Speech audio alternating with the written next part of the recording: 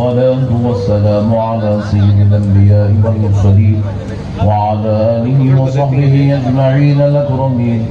أشهد أن لا إله إلا الله وحده لا شريك له وأشهد أن سيدنا ونبينا ومولانا محمدا عبده ورسوله.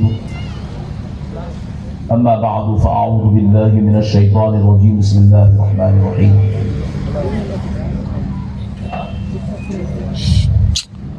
ألا إن أولياء الله لا خوف عليهم ولا هم يحزنون. صدق الله العظيم وبلغنا رسوله النبي الكريم. تبرک کے طور پر میں نے یہ آیت مبارکہ کی تلاوت کیا ہے. پیارے بزرگ اور دوستو، بالکل ٹائم ختم ہو گیا. 10:21 ہو رہے ہیں اور 10:30 کو جو ہے جلسہ ختم کرنا ہے. تو میں 4 منٹ لوں گا اور سی ایم ابراہیم صاحب کو 5 منٹ دوں گا، کیونکہ 4 منٹ میں 3 باتیں آپ سے عرض کر دیتا ہوں. نبی مکرم صلی اللہ علیہ وسلم نے ارشاد فرمایا، میری امت میں کچھ ایسے لوگ پیدا ہوں گے بروز محشر ان کو دیکھ کر انبیاء بھی رشک کریں گے. انبیاء بھی ان کو دیکھ کر رشک کریں گے. مطلب یہ نہیں ہوگا کہ ان کا مرتبہ انبیاء سے بڑا ہوگا، بلکہ انبیاء یہ سوچ کر رشک کریں گے کہ اللہ اکبر، اللہ نے پیارے مصطفیٰ کی امت میں کیسے کیسے ہیرو کو پیدا کیا ہے، کیسے کیسے جو ہے انمول موتیوں کو اللہ نے پیدا کیا ہے. تو صحابہ کرام نے عرض کیا، یا رسول اللہ، وہ کون لوگ ہوں گے جن کو دیکھ کر انبیاء بروز محشر رشک کریں گے؟ تو حضرت نبی مکرم علیہ السلام نے فرمایا، وہ کوئی اور نہیں ہوں گے، وہ میری امت کے اولیاء ہوں گے. ذرا زور سے بولو جی. بازو والے آ رہے ہیں کیا آج؟ نہیں آ رہے ہیں. تو بولے 15 منٹ ہے. اچھا، سی ایم ابراہیم صاحب اب سیاسی آدمی ہے، نو ٹائم بڑھا لیے، تو اس میں تھوڑا ٹائم میرے کو بھی مل گیا، 15 منٹ کے تھے. تو تھوڑا سکون سے بیٹنگ کر لیتا ہوں، مگر ایک اچھا میسج دوں گا انشاءاللہ تعالیٰ. ایمان تازہ ہو جائے گا. تھوڑا محبت کے ساتھ ذرا سبحان اللہ بول لیتے ہوئے سن لیے گا. تو نبی مکرم صلی اللہ علیہ وسلم سے صحابہ نے پوچھا، یا رسول اللہ، کو کون لوگ ہوں گے جن پہ انبیاء رشک کریں گے؟ حضور نے فرمایا، وہ میری امت کے اولیاء ہوں گے. تو صحابہ کرام نے پوچھا، یا رسول اللہ، اولیاء کو پہچاننے کا طریقہ کیا ہوگا؟ سبحان اللہ. اولیاء کو پہچاننے کا طریقہ کیا ہوگا؟ تو پیارے مصطفیٰ نے فرمایا، حدیث شریف کے الفاظ ہے، اذا رؤوا ذکر اللہ، کہ جب تم ان کا چہرہ دیکھو گے تو خدا یاد آ جائے گا. اچھا، بعض لوگ جو ہے سرکار تاج الدین جنیدی صاحب کو شاید نہیں بھی دیکھے ہوں گے. آج جلسہ ہے بول کے عیدگاہ میں آ کے بیٹھ گئے ہوں گے گلبرگہ میں، نو پرابلم. یہاں تصویر میں دکھ رہا دیکھو چہرہ، سبحان اللہ. اور یہاں بھی اتنے چہرے ہیں دیکھو آپ، ماشاءاللہ ہزاروں کی تعداد میں بنگلور والے چہروں کو جمع کرے، سارے چہروں کی چمک دھمک ایک طرف، اس چہرے کی چمک دھمک ایک طرف ہے.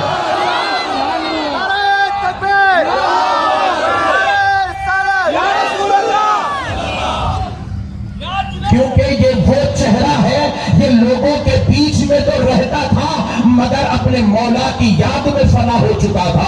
یہ وہ چہرہ ہے جو لوگوں کے درمیان تو رہتا تھا مگر لوگوں سے اس کا کوئی مطالبہ نہیں تھا.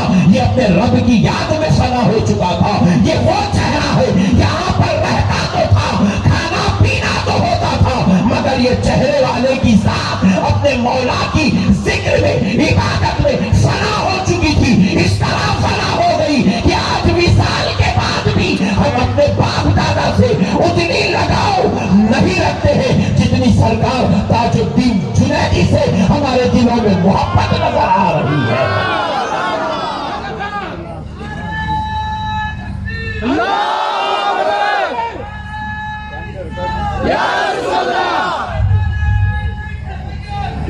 ذرا کنارے کم لگا بھائی ٹائم ختم بھی آ گیا. اب ذرا مسئلے سنو. یہ ایسے پیر تھے, پیرا تو ہوتے بھائی, میں بولا تو اب اسٹیج پہ سے بھگا دیں گے میرے کو. میں معافی چاہتا ہوں, میں کسی کے خلاف نہیں بول رہا ہوں. پیر بہت ہوتے ہیں. بڑوں نے لکھا پیر 3 قسم کا ہوتا کہتے. پیر کتنے قسم کا ہوتا بولو جی, اور یاد رکھ لے کے جاؤ آج آئے سوتے کو. پیر 3 قسم کا ہوتا. ایک ہوتا پتا پیر, ایک ہوتا پتھر پیر, ایک ہوتا لکڑ پیر. موٹے موٹے باتیں رکھ لے کے جاؤ, بڑے بڑے باتیں تو سن لیا تم لوگ. پتا پیر, پتھر پیر, لکڑ پیر. میں بھی یہ سنا نام تو میں بولا اب تک میں نئے نئے نام سنا تھا, یہ کون سی تعریف ہے؟ تو بولے یہ حقیقی تعریف ہے. تو بولا مسئلہ کیا ہے, یہ سمجھ میں نہیں آیا. بولے دیکھو, جب کوئی آدمی پانی میں ڈوب رہا, بولی میں ڈوب رہا, اس کو بچانے کے واسطے پتھر پھینکے تو پتھر وہ ڈوبنے والے کو بچاتا. ارے ذرا زور سے بولو اے بابو. ارے تم لوگ احتجاج پہ کہیں اتر کرے بڑے بھائی, جان دو رہے لاسٹ ٹائم ذرا سنو. اگر کوئی ڈوبنے والے آدمی کو پتھر پھینکے, انہیں پتھر ڈوبنے والے کو بچاتا, زور سے بولو جی, نہیں بچاتا. پتھر پیر ایسی ہے, انہیں بھی جمعے کو جمعہ نماز پڑھتا. سبحان اللہ بولو. یہ پتھر پیر ہے. بروز محشر اس کا مرید اس کو پکڑا, اما حضرت تم ملے میں کو, اب تو جنت لے کے چلو. حضرت بولتے واہ تو بھی ویچ کیٹیگری کا, میں بھی ایچ کیٹیگری کا, چل تو جا میں بھی وائٹ بول. یہ ہے پتھر پیر. اور پتا پیر کیا ہے, خود تو متقی ہوتا. ڈوبنے والا آدمی پانی میں ڈوب رہا, اس کو پھینکو, پتے کو بچانے کے لیے پتا پھینکو. پتا خود تو تیرتا مگر ڈوبنے والے کو نہیں بچا سکتا. تو یہ مرشد بیچارہ, انہیں تو نمازی متقی پرہیزگار رہتا, مگر کوئی دوزخی مرید اس کو پکڑ لیا تو یہ بیچارہ اس کو بچا نہیں سکتا. اس کی بھی آخرت خراب, اس کی بھی آخرت خراب. اب فرماتے ہیں تیسرا مسئلہ کہ اب لکڑ پیر کی بات ہے. یہ ہوتا ہے پیر کامل کہ اب یہ اتنا بڑا متقی ہوتا ہے, ایسا پرہیزگار ہوتا ہے, اس کو جب دیکھو یہ مسجد میں نظر آتا ہے, اس کو جب دیکھو یہ ذکر مولا میں مصروف رہتا ہے, اس کا چہرہ دیکھو تو خدا یاد آ جاتا ہے. یہ کبھی غرور نہیں کرتا, یہ کبھی تکبر نہیں کرتا, یہ کبھی ریاکاری نہیں کرتا, یہ کبھی دھوکہ نہیں دیتا, یہ کسی کا دل نہیں دکھاتا, یہ شریعت کا پابند ہوتا ہے. یہ رہتا تو زمین پہ ہے مگر دل مدینے والے کو دے دیتا ہے, اور سارا قسم ارے عرش والے کو دے دیتا ہے. یہ ایسا لکڑ پیر ہوتا ہے کہ اگر کوئی پانی میں ڈوبنے والا ڈوبتا رہے, اس کو بچانے کے لیے اگر لکڑی پھینک دی جائے تو لکڑی کا یہ کمال ہوتا ہے, یہ خود بھی تیرتی ہے. ڈوبنے والا پکڑ لے تو لکڑی اس کو بھی گرا دیتی ہے. تو یہ لکڑ پیر ایسا ہی ہوتا ہے. یہ جب ڈوبنے والا اس کا دامن تھام لے تو یہ پیر اپنے مولا سے کہتا ہے مولا میں نے ساری زندگی تیرے لیے نماز پڑھی ہے, روزے رکھا ہے, زکات دیا ہے, حج کیا ہے, عمرہ کیا ہے, تکبر سے بچا, ریاکاری سے بچا, دھوکہ دہی سے بچا, گناہ سے بچا, خطا سے بچا, سیاکاری سے بچا. مولا آج بدلہ دینے کا وقت آ گیا, اپنے لیے کچھ نہیں مانگتا, بس اتنا مانگتا ہوں اگر دینا ہی چاہتا ہے زندگی بھر کی عبادتوں کا صلہ دینا چاہتا ہے تو بس اتنا دے دے جتنے میرے جنیدی ہے ساروں کو جنت پہ چلا دے.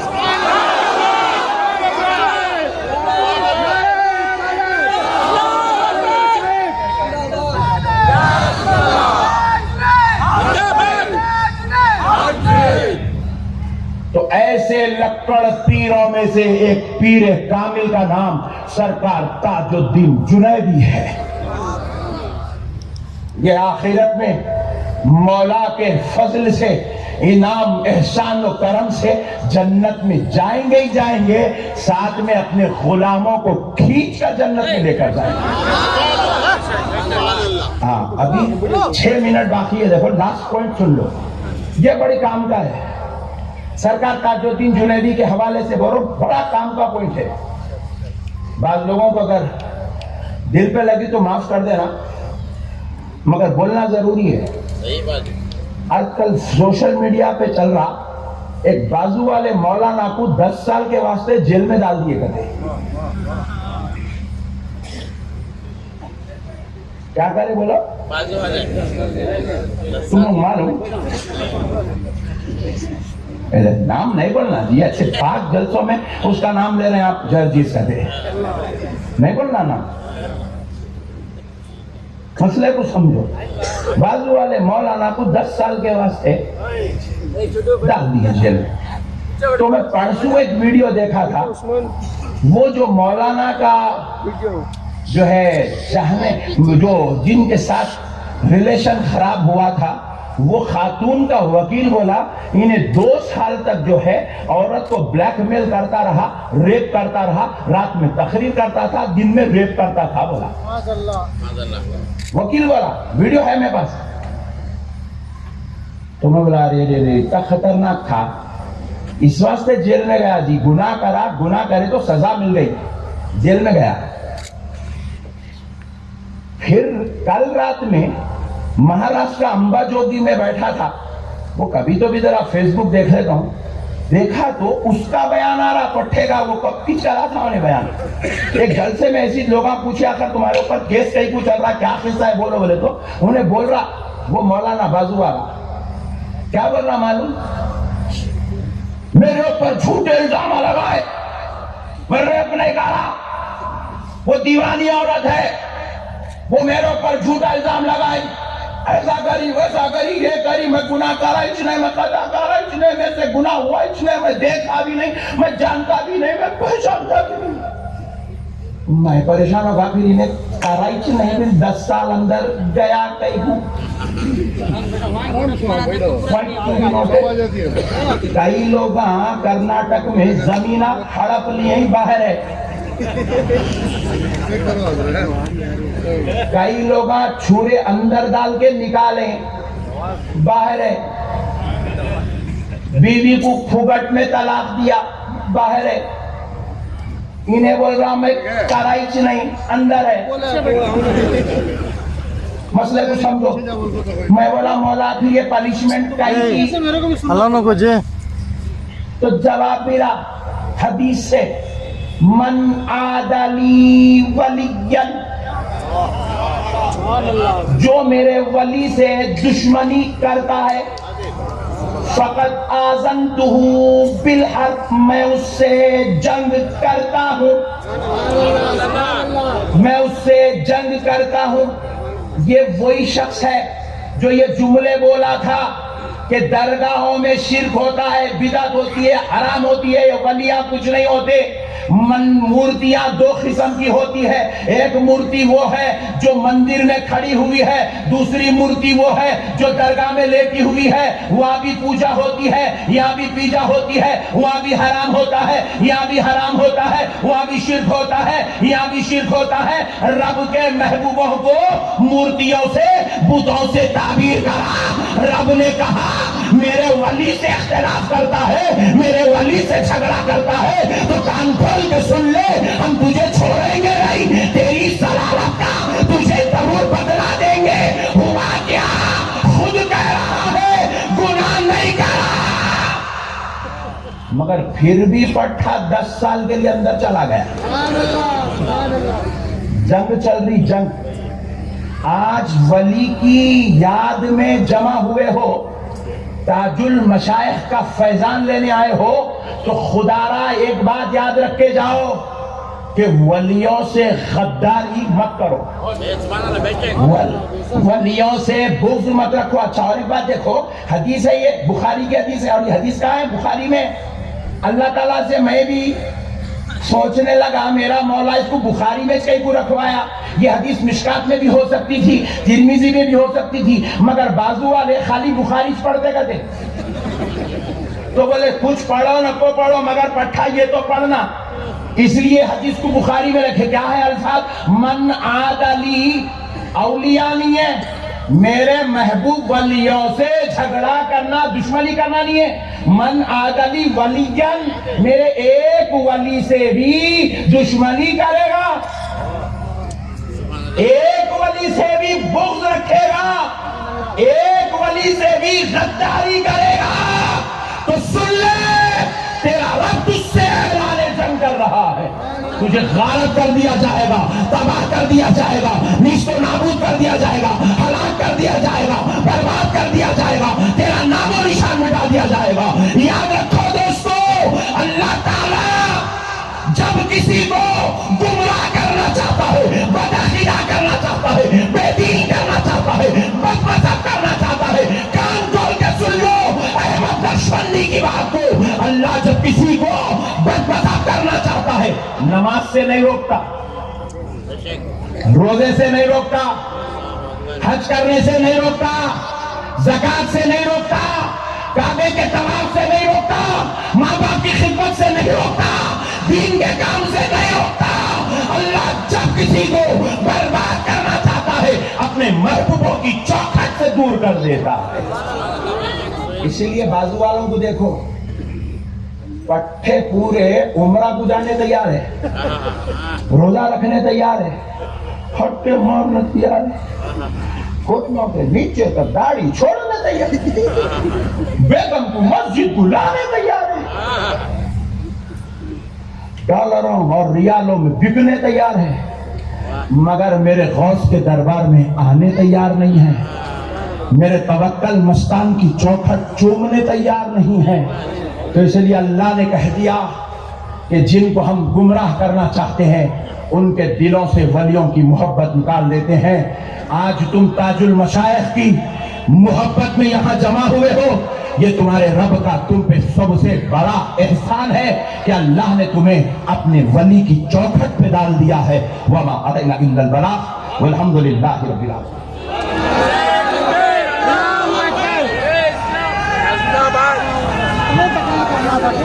سنانا ہے